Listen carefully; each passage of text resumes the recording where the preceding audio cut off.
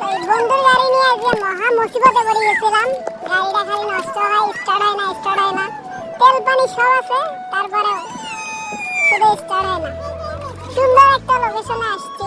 হ্যাঁ, সাথে আছে এই যে আমার ভাগ্নে, আমার ছোট বোন, তারপরে এই যে তোমাদের ভাবি, আমার ভাবি না। লোকেশনটা সেই সুন্দর।